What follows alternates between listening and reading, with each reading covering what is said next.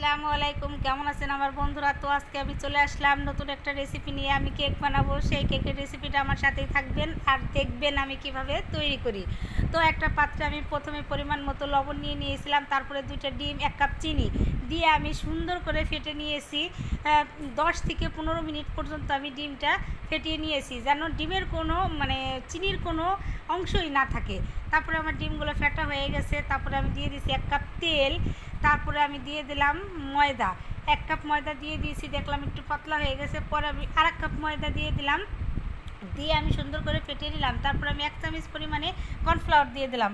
বেটারটা আমার ঘন হয়ে গেছে, তাই দুধ জাল করা ছিল, সেই দুধগুলো আমি আস্তে আস্তে দিয়ে বেটারটাকে গুলিয়ে নিলাম। তো আপনাদের যদি আমার কেক বানানোর রেসিপিটা ভালো লেগে থাকে, তাহলে আপনারা আমার ইউটিউব চ্যানেলটি বেশি বেশি করে সাবস্ক্রাইব করবেন আর দেখে নেবেন কিভাবে আমি কেকটা বানিয়ে